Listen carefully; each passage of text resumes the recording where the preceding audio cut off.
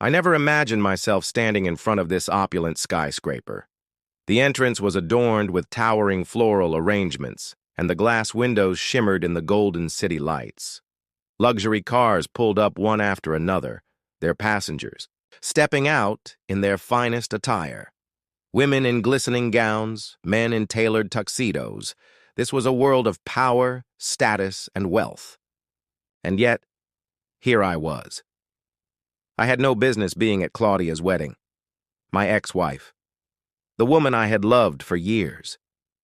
I had long since forced her from my thoughts, allowing time and distance to erase the bitter ending we had shared.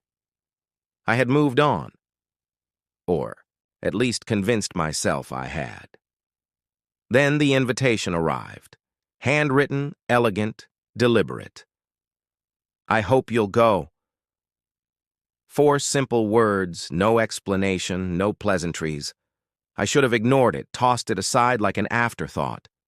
But those words lingered, carrying a weight I couldn't quite shake. A man's curiosity can lead him to places he knows he shouldn't go. Stepping into the grand ballroom felt like entering another world. Chandeliers hung like cascading stars, their tumbling crystals illuminating the marble floors. Waiters moved, in effortless synchrony, carrying trays of champagne, while a live orchestra played a melody so delicate it seemed to dissolve into the air. This was Claudia's world now, far removed from the life we once shared. I kept to the shadows, unnoticed, or so I thought. Then I saw him. Richard. I knew who he was, everyone did. A finance mogul, a man who graced the covers of business magazines, and now Claudia's husband. He stood at the center of a well-dressed circle, his presence commanding attention. His arm wrapped around Claudia's waist, staking his claim for all to see. Then his gaze landed on me. I expected him to ignore me, to act as if I were nothing more than a ghost from Claudia's past. Instead, he smirked, a patronizing, knowing grin. The kind men like him always wore when they looked down on those they deemed beneath them. He stepped forward. "You're a middle-class nobody," he said, his voice low, smug. "A school dropout. Why don't you cut your losses and walk away?" I studied him, watching the self-satisfaction in his eyes, the way he expected me to, shrink beneath his words. I could have reacted, could have let my pride push me into a confrontation, but I didn't. I simply smiled, because Richard had no idea who he was insulting, not yet. Once, Claudia and I had been inseparable. Me, the man she had loved beyond reason, and her, the untouchable CEO of a major bank. Back then, she looked at me like I was her entire world. She believed that love could conquer all, that 2 people from vastly different backgrounds could defy the odds. But Claudia had ambition. Her every move was calculated, her path carefully paved. I, on the other hand, lived for music, the piano, the melodies that once made her eyes shine. She used to sit beside me, her head resting on my shoulder, as my fingers danced across the keys. "You don't have to follow their rules," I had told her once. "You only live once."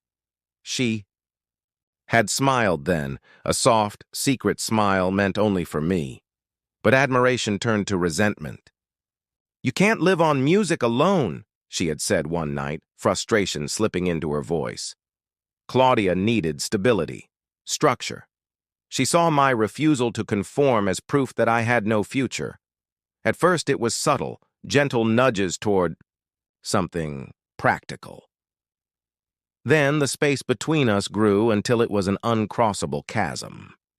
One night, in the tiny apartment we had shared after college, she stood at the door, her posture stiff. "We need to talk," she murmured. I already knew what was coming. "This isn't working." I didn't argue, didn't beg, I just nodded. She had already made up her mind. So I let her go. She climbed the corporate ladder. I disappeared into my music. She built her empire, and I played in jazz bars and street corners. She became a name the world respected, and I became something she never expected.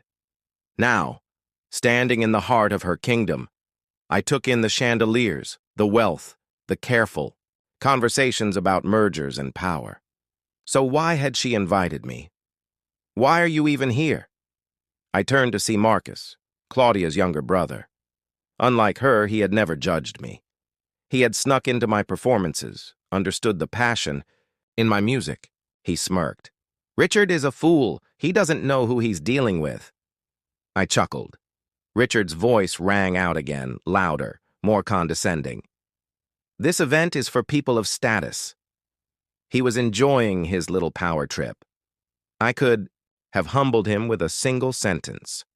But why rush? Marcus grinned. You really don't know who he is, do you? He murmured. For the first time, Richard faltered.